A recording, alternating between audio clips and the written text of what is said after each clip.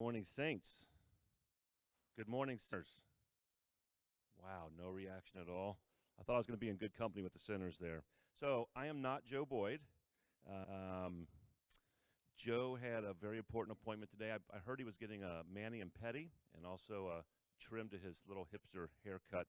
Has anybody told him that middle-aged men should not have that haircut? I may have to be the one to do that.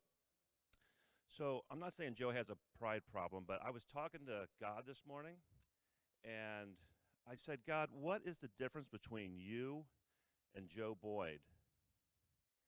And God said, that's one. That's one. God said, I know I'm not Joe Boyd. You have to think about it a little bit. So a few quick facts about me. My name's Kevin Rains. My son Isaac is back there filming right now. Um, I have tattoos. I'm a big fan of tattoos. I like motorcycles, fast cars, four-wheelers, Jeeps. I like to say that my favorite pastime is enjoying nature at very high speeds.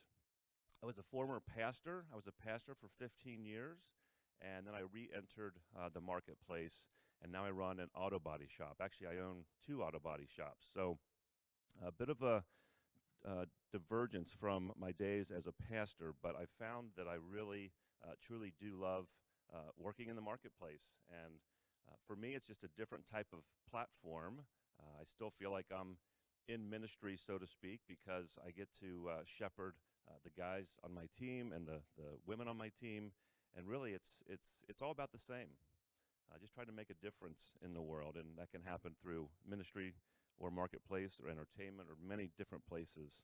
I know that many of you will end up in those diverse places as well. So we're going to be talking about a difficult topic this morning. It's not a very pleasant topic. Joe did not give me the easiest topic to speak on, but it is a deeply meaningful topic. And I want to set it up from about four different angles. So yeah, here's the plan for this morning. Number one, I'm going to set the story up, the crucifixion, from about four different angles. I want to read the story from Luke's gospel and John's gospel. I want to provide a little commentary on key points and main characters. And I want to close with a personal application. And my ultimate goal here is to end early. Everybody okay with me ending early? All right. Hey, I got it. So the first context I want to set up, and there are four, there's cosmic, theological, historical, and personal. The cosmic context. What is the most famous verse in the Bible? John 3:16. For God so loved the world that he gave his only begotten Son, that whoever believes in him should not perish but have eternal life. That word world, is a very interesting word. In the Greek, it's the word cosmos, which means the entire created order. I think sometimes when people hear John 3:16, they think about people. They think about men, women, children. But really, when John uses that word, that God so loved the world, he meant everything. Every man, woman, child, every plant, tree, rock, cliff, sun, sunset, moon, star, everything in the known galaxy was included. There's nothing that's excluded in the entire known universe from God's love. When he created the world, he said it's good. Everything about it was good. Genesis 1, in the beginning, God created the heavens and the earth. Many Christians recite a creed that begins with these words: I believe in God the Father Almighty, maker of heaven and earth, of everything that is seen and everything that is unseen. So it's all-inclusive, which means there isn't anything anywhere that's not affected by the story that we're going to read this morning. Romans 8:22 says, We know that the whole creation has been groaning as in the pains of childbirth. So creation itself groans and longs for redemption. And the story of the crucifixion is about redemption. Verse from Revelation, the very last book of the Bible, an odd book. I don't know if any of you have read Revelation or sections of Revelation. A lot of symbolism. It can be hard to understand at times, but there's a lot going on there. I want to read a section of that. It said, I looked, and there, surrounded by throne, animals and elders, was a lamb, slaughtered, but standing tall. 7 horns he had, and 7 eyes. The 7 spirits of God sent into all the earth. He came to the one seated on the throne and took the scroll from his right hand.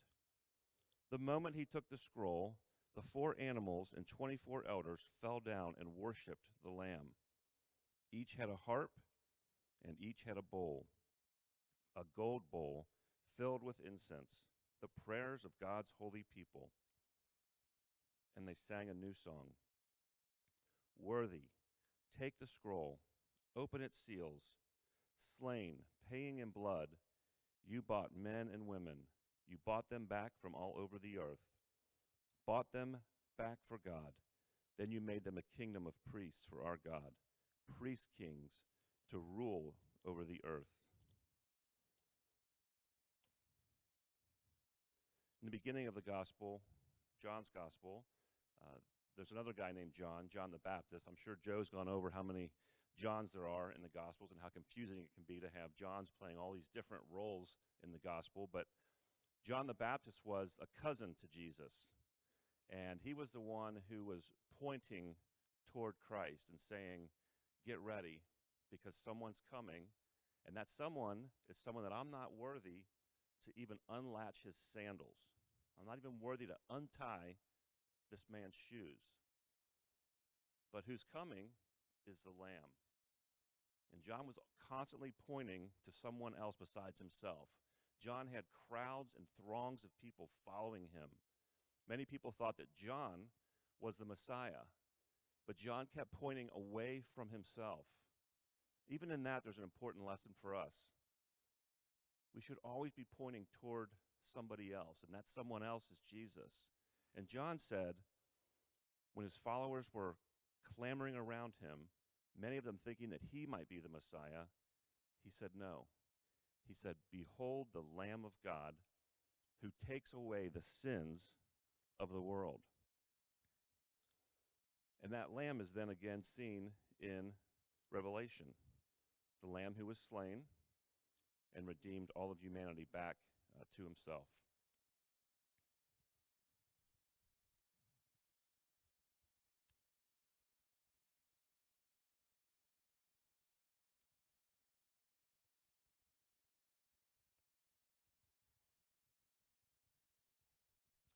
Sorry, I'm going to have to be drinking a little bit of water as we go along here. It's allergy season, and my throat is extremely dry. The second context I want to set is the theological context. The theological context is that animal sacrifice was very prominent in almost every world religion. Whether you're Jewish, we Christians call the Jewish scriptures the Old Testament. And the Old Testament is filled with evidence and filled with instructions on how to sacrifice animals as a means of atoning for sin. Hindus do this, Muslims do this, even tribal peoples do this, people who have had no connection to what we know as normal society. They've never had that connection, and they still have kind of imprinted in them or ingrained in them this notion of animal sacrifice. There's the important story in the Old Testament of Abraham and Isaac, where Abraham and Isaac are going up to sacrifice on a mountain, and Abraham doesn't have anything to sacrifice with him. And Isaac is kind of questioning him on the way up this mountain. Hey, Dad, what are we going to sacrifice today? His dad's kind of Don't worry about it. What are we going to sacrifice? Where's the animal that we should be carrying right now to sacrifice? And Abraham said, don't worry about it. God will provide. And what God had instructed Abraham to do as a test of his faith was to put Isaac on the altar and to, he thought, sacrifice him. And as he lifted up the knife to sacrifice his own son, which was a prefigure of what Christ was going to be in the New Testament, God said, stop. And he provided a ram from the thicket. So even there, in our own scriptures, we have stories of sacrifice. The crucifixion happens during the celebration of Passover. I'm sure many of you have heard the story of Passover from Exodus 12. It's a story where God is trying to get his people freed from the Egyptians, and they would not loosen their grip on his people, the Jewish people, who were enslaved at the time. And through a series of plagues, God was dismantling all the different gods that the Egyptians had, plague after plague after plague. And finally it came down to he was going to take the firstborn child of each home. But he instructed the Jewish people to sacrifice a lamb and to take some branches and leaves and wipe some of the blood on the doorpost, right, left, across the top. And then it says the angel of the Lord passed over that area, and anyone who had obeyed God and put the blood of a lamb on their doorpost, their firstborn child was spared. For the Egyptians who did not obey that command, their firstborn child was taken. And then every year, for hundreds of years, every single year, the Jewish people would reenact that story. They would share what's called a Seder meal. They would share a meal together that included bitter herbs and a lamb. And it was a reminder of that time that God brought them out of Egypt. This is the exact moment that God chose to have the crucifixion take place. So Jews would stream into Jerusalem for this feast of the Passover. And the time the crucifixion took place was a time when the population of Jerusalem would be swelled with lots of extra people. And people were coming to remember the sacrifice of the lamb. And at the time, they had no way of knowing this, but the ultimate sacrifice, the crucifixion of Christ, was about to take place. So historically is the next context I want to set, the third context. Jewish people were under Roman rule, and they were looking for a Messiah to overthrow the Roman government. The Jews were constantly being either enslaved or oppressed throughout their entire history. And during the time of Christ, they were being oppressed by the Romans. Some thought that Jesus was the ruler that they were hoping for. See, the ruler that they were hoping for was a ruler that would come and crush the Romans, that would crush their enemy. They were expecting the Messiah to come as a judge and crush the Roman oppression that was already happening. And there's several stories from the Gospels where crowds of people are trying to make Jesus become that kind of a king. And they had a reason to believe this. The Messiah was also known as the Son of David. And again, in the Old Testament, David was a king. And how did David take ground? How did he extend his rule further and further over the earth? He did it through war. He did it by conquering people in battle. So the Jews thought that the Messiah would come as a son of David and that he would extend his rule by conquering, by violence. So they were expecting a judge, but what they got instead was a suffering servant. But this is why Jesus' message was such good news to people like prostitutes, tax collectors who worked for the Roman government, who were seen as traitors.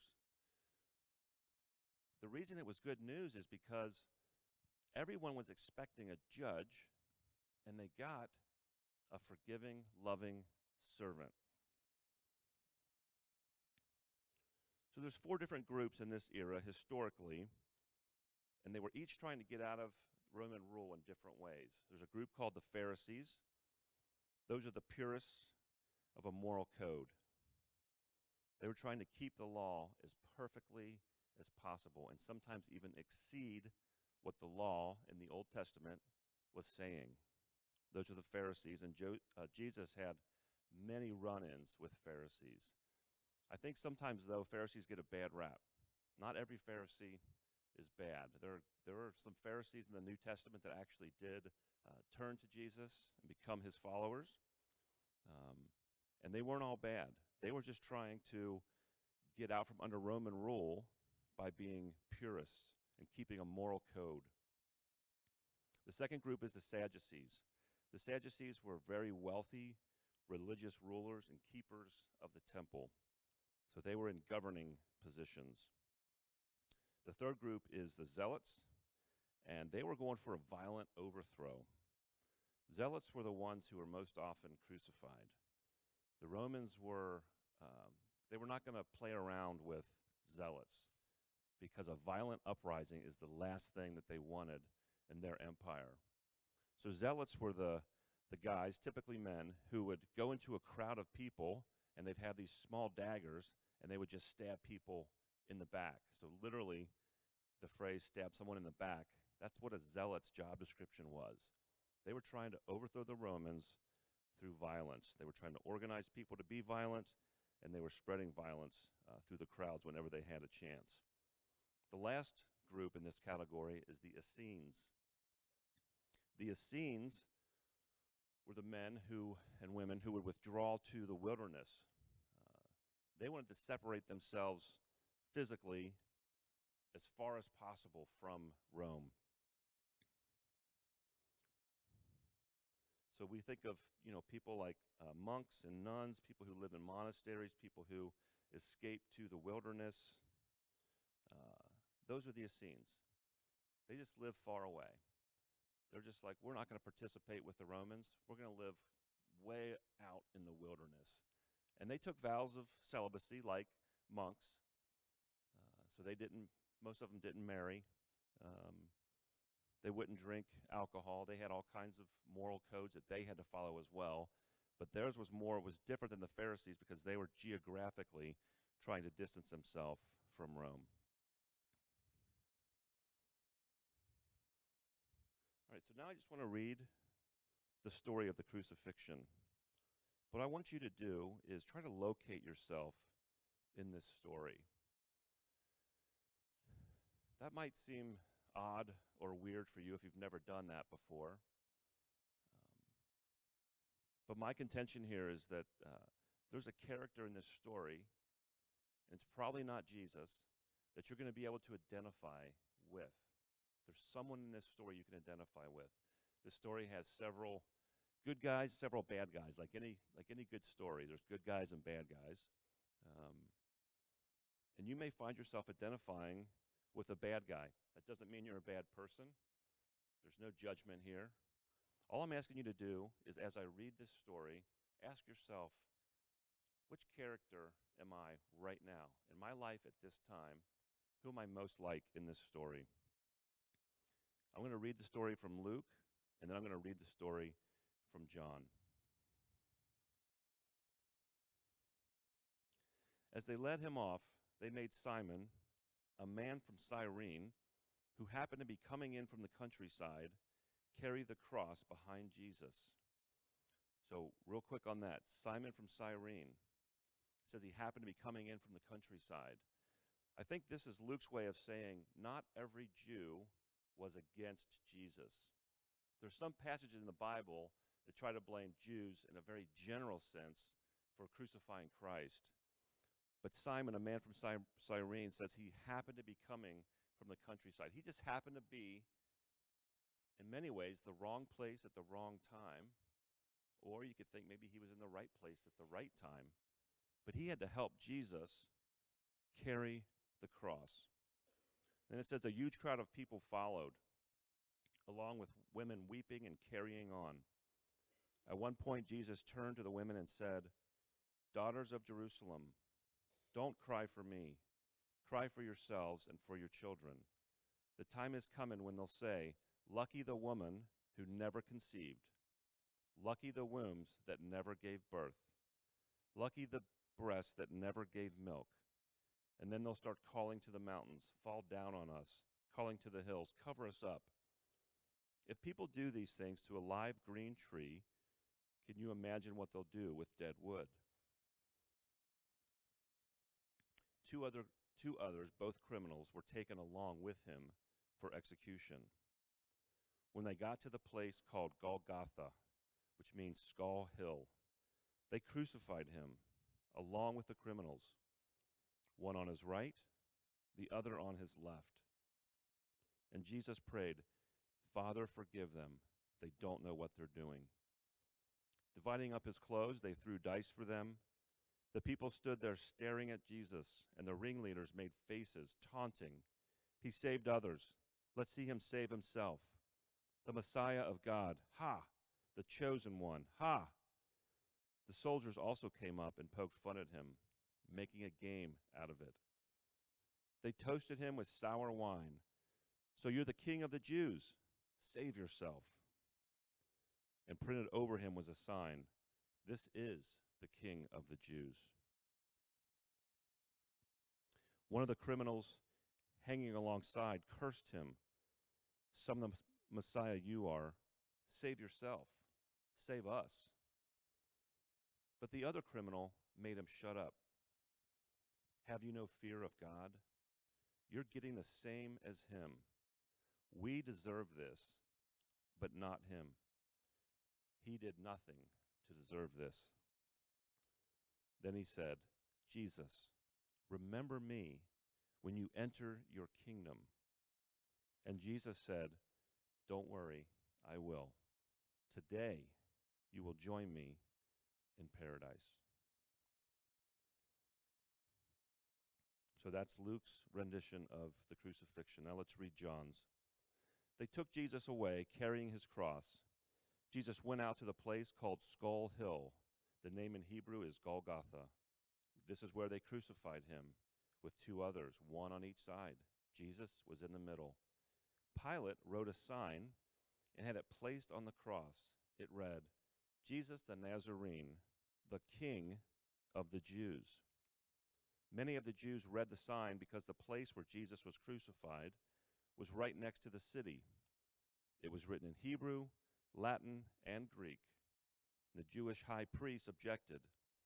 "Don't write," they said to Pilate, "the King of the Jews.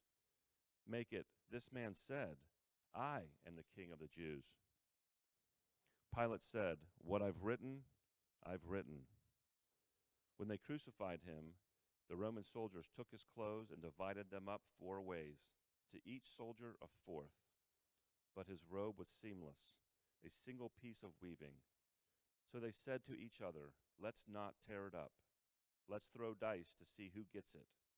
This confirmed the scripture that said, "They divided up my clothes among them and threw dice for my coat." The soldiers had validated the scriptures. While the soldiers were looking after themselves, Jesus' mother and his aunt and Mary, the wife of Clopas, and Mary Magdalene, so there's lots of Johns and there's also lots of Marys in the gospel, stood at the foot of the cross. Jesus saw his mother and the disciple he loved standing near her. He said to his mother, "Woman, here is your son." Then to the disciple, "Here is your mother." From that moment, the disciple accepted her as his own mother. Jesus, seeing that everything had been completed, so that the scriptural record might also be complete, then said, "I'm thirsty." A jug of sour wine was standing by. Someone put a sponge soaked with the wine on a javelin and lifted it to his mouth. After he took the wine, Jesus said, "It's done, complete." Bowing his head, he offered up his spirit. Then the Jews, since it was the day of Sabbath preparation, and so the bodies wouldn't stay on the crosses during the Sabbath, it was a high holy day of that year, they asked Pilate that their legs be broken to speed the death so the bodies could be taken down. So the soldiers came and broke the legs of the first man crucified with Jesus, and then the other. When they got to Jesus, they saw that he was already dead, so they didn't break his legs. One of the soldiers stabbed him in the side with his spear. Blood and water gushed out. The eyewitnesses to these things have presented an accurate report. He saw it himself and is telling the truth so that you also will believe. These things that happened confirmed the scripture. Not a bone in his body was broken. And the other scripture that reads, "They will stare at the one that they pierced." After this, Joseph of Arimathea, he was a disciple of Jesus, but secretly, because he was intimidated by the Jews, petitioned Pilate to take the body of Jesus. Pilate gave permission, so Joseph came and took the body. Nicodemus, who had first come to Jesus at night, came now in broad daylight, carrying a mixture of myrrh and aloes, about 75 pounds worth. They took Jesus' body and, following the Jewish burial custom, wrapped it in linen with the spices. There was a garden near the place where he was crucified, and in the garden a new tomb in which no one had been placed. So because it was Sabbath preparation for the Jews, and the tomb was convenient, they placed Jesus in it. So those are two different renderings of the same event. One was written by Luke, and Luke was a historian. He's someone who had talked to many, many people and interviewed lots and lots of people to get all the facts straight of what happened on that day. The second account was written by John. John was one of Jesus' closest friends, if not his closest friend. He was the only disciple that we know of who was standing at the foot of the cross while Jesus was dying. And he was standing right next to Jesus' mother.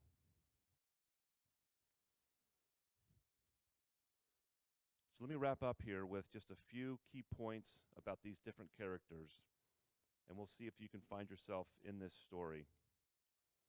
The first character is Simon of Cyrene. Here's the man who came from the countryside, was in the wrong place at the wrong time, and he was forced to help Jesus carry his cross. So this might be the person who knows very little about Jesus, if that's you, but you keep getting forced to be near him. Maybe you're at this college because your parents forced you to be here. And because you're here, you're getting a front row seat in the life of Jesus. But maybe you didn't want it. Maybe you feel like you're being forced into a role or to be a person that you're really not. But God can use that. The second group is a huge crowd that's following along. Not sure what you believe about Jesus, but you're still watching to see what will happen. So the huge crowd is there, and they're not sure what's happening. Many of them don't have any idea who Jesus was. They're just going along for the ride. They see this man's being crucified, and that was not abnormal in that time. Hundreds, probably thousands of men were crucified during that time. So it's not unusual. But there's a huge crowd following. So maybe you see yourself as part of the crowd. You don't really know what's going on. You're just following along, but you're swept up in the story of Jesus in some way. The third group is the watching women or the weeping women. They have deep, deep empathy and sadness.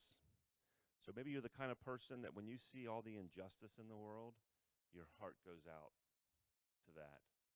Injustice is one of the things that maybe stirs you. That was true of these women.